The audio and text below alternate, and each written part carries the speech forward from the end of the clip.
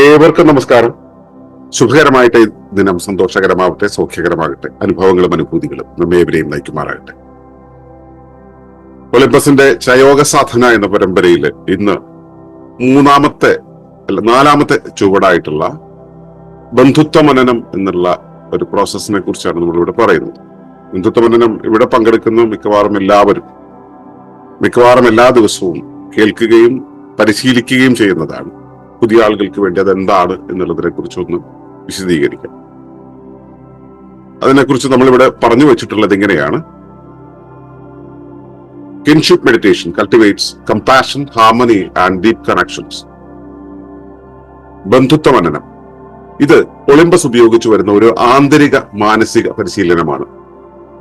ഗാന്ധിജിയുടെ ശിഷ്യനും അയൽക്കൂട്ട പ്രസ്ഥാനത്തിന്റെ പിതാവും യശശരീരനുമായ ശ്രീ പങ്കജാക്ഷക്കുറുപ്പിന്റെ ആഗോള മാനുഷിക ധ്യാനത്തിന്റെ സ്വതന്ത്രാനുവാദമായ ഇത് ആയിരക്കണക്കിന് വ്യക്തികളും ഒട്ടേറെ കുടുംബങ്ങളും കൂട്ടായ്മകളും സ്ഥാപനങ്ങളും കഴിഞ്ഞ കാൽനൂറ്റാണ്ടായി അവരുടെ പരസ്പരാനന്ദം ഉറപ്പിക്കാനായി ഉപയോഗിച്ചു വരുന്നു. നമ്മുടെ ഉള്ളിലുള്ള നന്മകളും തിന്മകളും ഉണ്ടെന്ന യാഥാർത്ഥ്യവും ബന്ധങ്ങളും പരസ്പരാശ്രയത്വവും വിഭാവനം ചെയ്ത് ഉറപ്പിക്കുവാനുള്ള സ്ഥിരീകരണ നിർദ്ദേശങ്ങളാണിത്. ഈ ധ്യാനം നമ്മിൽ കരുണ, അഹിംസ, സഹജീവനം എന്നീ മൂല്യങ്ങൾ വളർത്തുന്നു. അതിലൂടെ നാമോ അപരനോ ആയ ഏതൊന്നിന്റെയും ഉള്ളിലെ നല്ലതിനെ തിരിച്ചറിയാനും തീയതിനെ വെറുക്കാതെ ഭാഗമായി കാണാനും മനസ്സിനെ ശീലിപ്പിക്കുന്നു. ഒപ്പം കുടുംബത്തോടും സമൂഹത്തോടും ജീവജാലങ്ങളോടുമുള്ള നമ്മുടെ മനോഭാവവും പെരുമാറ്റവും ആഴത്തിൽ വിശകലനം ചെയ്യാൻ സഹായിക്കുന്നു. വിശ്വാസങ്ങളിലൂടെയും ചിന്തകളിലൂടെയും വാക്കുകളിലൂടെയും പ്രവൃത്തികളിലൂടെയും ആർക്കും ഒന്നിനെയും ഹാനി ഉണ്ടാക്കാതെ ജീവിക്കാമെന്നൊരു ഉറപ്പ് ഈ ധ്യാനം നമ്മളിൽ ജനിപ്പിക്കുന്നുണ്ട്. അടുത്തും ദൂരെയുമുള്ള സകല ജീവജാലങ്ങളെയും നമ്മുടെ ആത്മബന്ധുക്കളായി സ്വീകരിക്കുന്ന മഹത്വം ഇത് നമ്മിൽ ഉണർത്തിയെടുക്കുന്നു. ധ്യാനം പൂർത്തീകരിക്കുമ്പോൾ ബോധവും സ്നേഹവും ധൈര്യവുമുള്ള ഒരാളായി മാറാനാണ് ഇത് നമ്മെ പ്രചോദിപ്പിക്കുന്നത്. ഏതൊരു സുസ്ഥിര സമൂഹത്തിന്റെയും നിർമ്മിതിയുടെ നിർബന്ധിത ആദ്യ ഉപബോധ പാഠമായാണ് ഒളിമ്പസ് ബന്ധുത്വ മനനത്തെ മുന്നോട്ട് വയ്ക്കുന്നത്.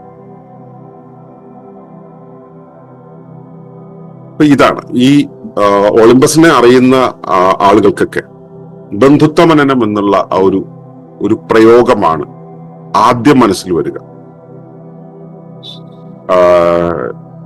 ഏതാണ്ട് കാൽനൂറ്റാണ്ടായിട്ട് നമ്മളിത് ഉപയോഗിച്ചു വരുന്നു. പണ്ട് നമ്മളിത് ഉപയോഗിച്ചു വന്നിരുന്നത് നമ്മുടെ കമ്മ്യൂണിറ്റിക്കകത്തോ ഒരു 4 മുറിക്കകത്തോ ഒന്നുമല്ല. തെരുവോരങ്ങളിൽ നമ്മള് പാദവിളക്കുകളുണ്ടല്ലോ, വഴിവിളക്കുകളുടെ താഴെ ഓലക്കീറുകൾ ഇട്ടിട്ട് അതിൽ ഇരുന്ന് ഗ്രാമീണരെയൊക്കെ ചുറ്റും ഇരുത്തി അവിടെ ഇരുന്ന് ഉറക്കെ ഇങ്ങനെ വിളിച്ചു പറയും. ഇത് നമ്മൾ അവരോടെല്ലാം കണ്ണടച്ചിരിക്കാൻ പറഞ്ഞ് നമ്മൾ ഇതിങ്ങനെ പറഞ്ഞു കൊടുക്കും. അവരതവിടെ ഇരുന്ന് കേൾക്കും. ഇങ്ങനെ കുറെ ഗ്രാമങ്ങളിൽ ഇത് ചെയ്തതിന്റെ ഫലം നമ്മൾ നേരിൽ കണ്ടതാണ്.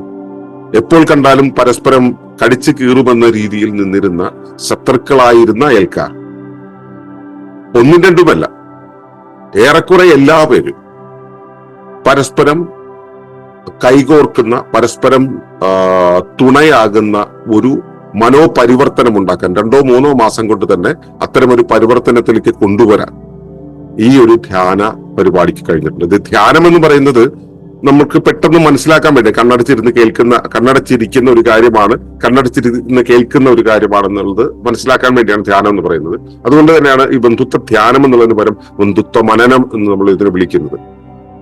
ഇത് ഒരു ആന്തരിക മാനസിക പരിശീലനമാണ്. നമ്മളിത് സോഷ്യൽ ആക്ടിവിസ്റ്റുകൾക്കും സോഷ്യൽ ആക്ഷൻ ചെയ്യുന്ന ആളുകൾക്കും വെളിയിൽ ചെന്ന് ചെയ്യേണ്ട കാര്യമില്ല. അവർ വെളിയിൽ ചെന്ന് അകത്ത് പരിശീലിക്കേണ്ട കാര്യമാണ്. ഇത് ഉരുവാക്കിയത് യഥാർത്ഥത്തിൽ ഗാന്ധിജിയുടെ ശിഷ്യനും അയൽക്കൂട്ട പ്രസ്ഥാനത്തിന്റെ പിതാവുമായിട്ടുള്ള യശശരീരൻ ശ്രീ പങ്കജാക്ഷക്കുറുപ്പാണ്. അദ്ദേഹം നമ്മുടെ രക്ഷാധികാരിയായിരുന്ന ഒരു കാലത്ത് അദ്ദേഹം മുന്നോട്ട് വെച്ച ആഗോള മാനുഷിക ധ്യാനം എന്നുള്ള ഒരു ഈ നരേറ്റീവ് പ്രോസസ്സിന്റെ ഇൻഡിപെൻഡന്റ് ആയിട്ടുള്ള ഒരു ആവിഷ്കാരമാണിത്. ആയിരക്കണക്കിന് ആളുകൾ ഇന്നും ഇത് പരിശീലിക്കുന്നുണ്ട്. എത്രയോ 10,000-കണക്കിന് ആളുകളിലൂടെ ഇത് കടന്നുപോയിട്ടുണ്ട്. ഇത് വ്യക്തികൾ ഉപയോഗിക്കുന്നുണ്ട്, കുടുംബങ്ങൾ ഉപയോഗിക്കുന്നുണ്ട്, കൂട്ടായ്മകൾ ഉപയോഗിക്കുന്നുണ്ട്, സ്ഥാപനങ്ങൾ ഉപയോഗിക്കുന്നുണ്ട്, ഉപയോഗിച്ചിരുന്നു. നമ്മള് ഇത്രയും കാലം കൊണ്ട് ആരൊക്കെയാണത് ഉപയോഗിച്ചുകൊണ്ടിരിക്കുന്നത് എന്നുള്ളത് നോക്കിയിരിക്കാൻ നമുക്ക് കഴിഞ്ഞിട്ടില്ല. പലരും പറയാറുണ്ട് ഞങ്ങൾ ഇപ്പോഴും പ്രാക്ടീസ് ചെയ്യാറുണ്ടെന്ന്.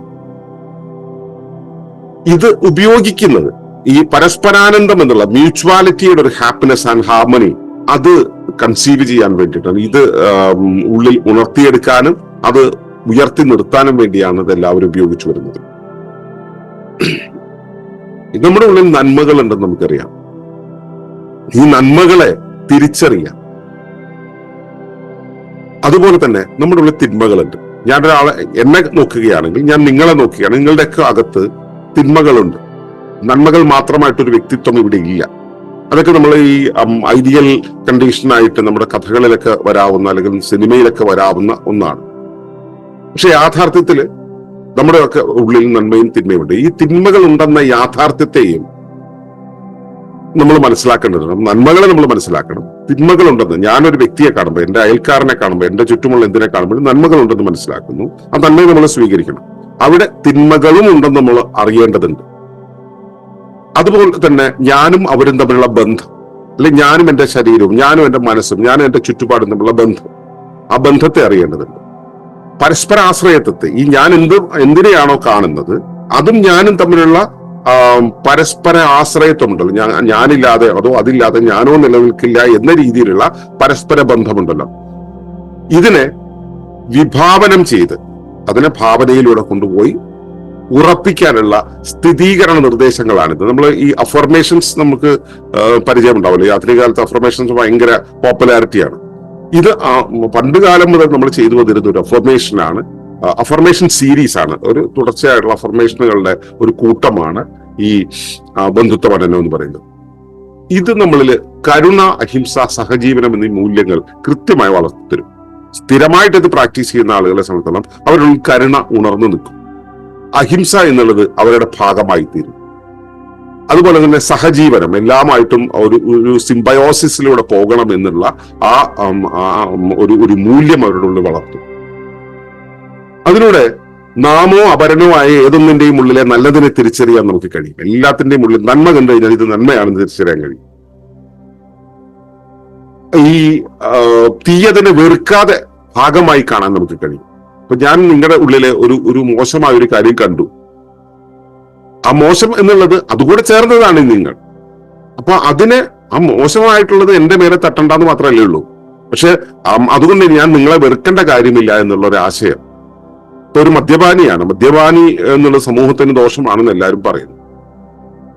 നമ്മളൊരു മദ്യപാനിയാണെങ്കിൽ മദ്യപാനി എന്നുള്ള വ്യക്തിത്വത്തെ, ആ വ്യക്തിയെ നമുക്ക് സ്നേഹിക്കുകയും മദ്യപാനം ഒഴിവാക്കിക്കൂടെ എന്നുള്ള ആശയം അവരോട് പറയുകയും ചെയ്യും. അപ്പൊ നിങ്ങളുടെ വീട്ടിലൊരാള് ഒരു മോശം സ്വഭാവമുള്ളവരുണ്ടെങ്കിൽ അത് മാറ്റാനുള്ള ഒരു പരിശ്രമമാണ് നമ്മൾ ചെയ്യേണ്ടത്. അവർക്ക് ദോഷമാകുന്നുണ്ടെങ്കിൽ, മറ്റുള്ളവർക്ക് ദോഷമാകുന്നത് മാറ്റാനുള്ള ശ്രമമാണ് ചെയ്യേണ്ടത്. അയാളത് ചെയ്യുന്നു എന്നുള്ളതുകൊണ്ട് നമ്മൾ അവരെ വെറുക്കേണ്ട കാര്യമില്ല എന്നുള്ളത് വല്യച്ഛൻ, അതായത് പങ്കിതാക്ഷ നമ്മളെ പഠിപ്പിച്ച ഒരു കാര്യമാണ്. അത് നമ്മളിവിടെ ആഗോള മാനുഷിക ധ്യാനത്തിൽ കൃത്യമായിട്ട് നമ്മളത് നരേറ്റ് ചെയ്യുന്നുണ്ട്.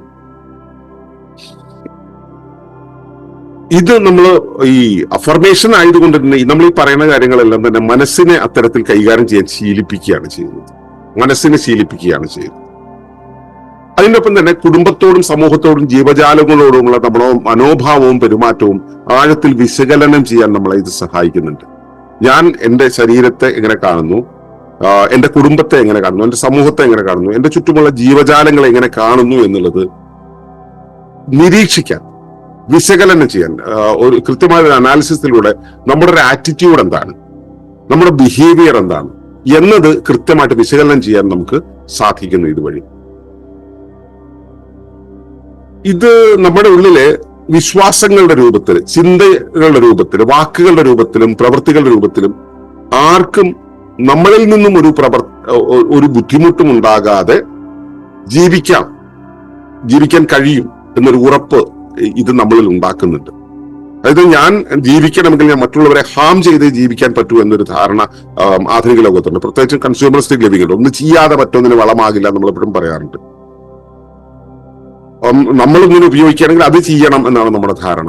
നമ്മൾ മറ്റൊന്നിനെ ഉപയോഗിക്കുന്ന സമയത്ത്, അല്ലെങ്കിൽ മറ്റൊന്ന് നമ്മളെ ഉപയോഗിക്കുന്ന സമയത്ത് നമ്മൾ ചെയ്യണം എന്നുള്ളതാണ് നമ്മൾ മനസ്സിലാക്കുക. അങ്ങനെയല്ല. പരസ്പരം ചെയ്യാതെ വിൻ വിൻ കണ്ടീഷനിൽ പരസ്പരം സപ്പോർട്ട് ചെയ്തുകൊണ്ട് സിംബയോസിസിലൂടെ നിലനിൽക്കാൻ കഴിയും. ആർക്കും ഹാനി ഉണ്ടാകാതെ, ഒരു ജീവജാലങ്ങൾക്കും ഹാനി ഉണ്ടാക്കാതെ ജീവിക്കാൻ കഴിയുമെന്നൊരു ഉറപ്പ് ഇത് നമ്മുടെ ഉള്ളിൽ ഉണ്ടാക്കി തരും സ്ഥിരമായിട്ട് ചെയ്യുന്നത്. അടുത്തും ദൂരെയുമുള്ള സകല ജീവജാലങ്ങളെയും നമ്മുടെ ആത്മബന്ധുക്കളായി സ്വീകരിക്കുന്ന ഒരു മഹത്വമുണ്ടല്ലോ, എല്ലാവരും എൻ്റെ ആത്മബന്ധുക്കളാണെന്ന് പറയുന്ന ആ മഹത്വം ഇത് നമ്മുടെ ഉള്ളിൽ ഉണർത്തി നിർത്തും. സ്ഥിരമായിട്ട് പ്രാക്ടീസ് ചെയ്യുന്നവരുടെ ഉള്ളിൽ അത് ഉണർത്തി നിർത്തും. ഈ ധ്യാനം കണ്ണടച്ചിരുന്നിട്ടാണ് ചെയ്യുക, ഇരുന്നു കൊണ്ട് ചെയ്യാം, കിടന്നുകൊണ്ട് ചെയ്യാം, കൂട്ടമായിട്ട് ചെയ്യാം, ഒറ്റയ്ക്ക് ചെയ്യാം. ഞാൻ പറഞ്ഞല്ലോ, നേരത്തെ ഞങ്ങള് തെരുവിൽ ഇരുന്നിട്ടാണ്, തെരുവ് വിളക്കിന്റെ താഴെ ഇരുന്നിട്ടാണ് ഞങ്ങളിത് പ്രാക്ടീസ് ചെയ്തിട്ടുള്ളത്.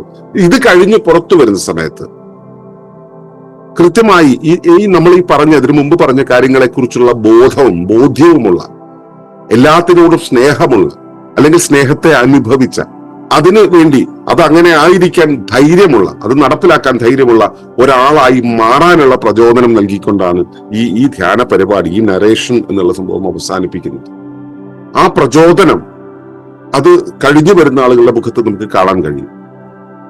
ഇവിടെ ഞാൻ പറഞ്ഞു വരുന്നത്, ഏതൊരു സസ്റ്റൈനബിൾ കമ്മ്യൂണിറ്റിയുടെയും സുസ്ഥിര ജീവന സമൂഹത്തിന്റെയും നിർമ്മിതിയിലെ നിർബന്ധിതമായ ആദ്യ ഉപബോധ പാഠമായിട്ടാണ് ഈ ഒളിമ്പസ് ബന്ധുത്വ പഠനത്തെ മുൻപോട്ട് വയ്ക്കുന്നത്. ആര് സുസ്ഥിര ജീവനമായിട്ടൊരു സമൂഹം ഉണ്ടാക്കുന്നുണ്ടെങ്കിലും അവിടെ നിലനിൽക്കേണ്ടുന്ന ഒരു അവസ്ഥ ഉണ്ടെങ്കിൽ അതിന് ഈ ബന്ധുത്വ പഠനം എന്നുള്ളത് ഹെവിലി സപ്പോർട്ട് ചെയ്യും. ഒരു പ്രൈമറി ഫൗണ്ടേഷൻ ആയിട്ട് അവിടെ നിൽക്കും എന്നുള്ളതാണ് ഒളിമ്പസിന്റെ നിരീക്ഷണം. അതുകൊണ്ട് തന്നെ, കാരണം നമുക്കിത് വെറും നിരീക്ഷണമല്ല, കഴിഞ്ഞ 1/4 നൂറ്റാണ്ടായിട്ട് നമ്മളിത് പരീക്ഷിച്ച് വിജയിച്ച കാര്യം. അതുകൊണ്ട് തന്നെ നമ്മൾ ഇനിയും ഒരു സസ്റ്റൈനബിൾ കമ്മ്യൂണിറ്റി ഉണ്ടാക്കുമ്പോൾ നമ്മളിപ്പോൾ ഉണ്ടായിക്കൊണ്ടിരിക്കുന്ന സമൂഹങ്ങൾ, ഇപ്പോൾ ഉണ്ടായിക്കൊണ്ടിരിക്കുന്ന കൂട്ടായ്മകളിൽ, നമ്മുടെ സഹവാസങ്ങളിലൊക്കെ ഇത് ഏറ്റവും ആദ്യമായിട്ട് മുമ്പോട്ട് വയ്ക്കുന്നതാണ്. ഇനി നമ്മൾ DP ഇക്കോളജിക്കൽ ഫെലോഷിപ്പിലൂടെ നമ്മളിനി ഉണ്ടാക്കിയെടുക്കാൻ പോകുന്ന സുസ്ഥിര ജീവന സമൂഹങ്ങൾക്കും ആദ്യ പാഠം ഇത് തന്നെയാണെന്നാണ് നമ്മുടെ നിലപാട്.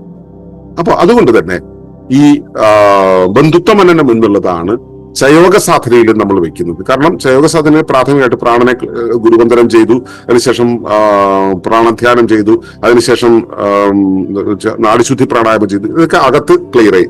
അകത്ത് നിന്ന് ഇനി സാമൂഹ്യമായിട്ടുള്ള രീതിയിൽ പുറത്തേക്ക് ഇറങ്ങുന്നതിനുള്ള ഒരു ശുദ്ധീകരണം എന്നുള്ള രൂപത്തിൽ തന്നെയാണ് ചയോഗ സാധനയുടെ ഭാഗമായിട്ടും നമ്മൾ ഇത് ചെയ്യുന്നത്. ഇത് ചയോഗ സാധനയിൽ ഇരുന്നു കൊണ്ടാണ് ചെയ്യുക, കണ്ണടച്ച് ഇരുന്നു കൊണ്ടാണ് ചെയ്യുക. വടക്കോട്ടോ കിഴക്കോട്ടോ നോക്കി ഇരുന്നു കൊണ്ട് നമ്മൾ മറ്റേ നാഡിശുദ്ധി പ്രാണായാമം ചെയ്യാൻ ഇരിക്കുന്ന ഒരു പൊസിഷൻ പറഞ്ഞത് അതേപോലെ ഇരുന്നു കൊണ്ടാണ് ചെയ്യുന്നത്. അപ്പോൾ അതിന്റെ പ്രാക്ടീസിലൂടെ കടന്നു പോകുവാൻ നിങ്ങൾ പ്രത്യേകം ശ്രദ്ധിക്കുക. ആ ശ്രദ്ധ നിങ്ങളിൽ ഉണ്ടാകട്ടെ. അതിന്റെ പരിവർത്തനങ്ങൾ നിങ്ങളിലും നിങ്ങളുടെ ചുറ്റുപാടിലും ഈ ലോകത്ത് തന്നെയും പ്രതിഫലിക്കട്ടെ എന്ന് പ്രാർത്ഥിക്കുകയാണ്. നന്ദി, നമസ്കാരം.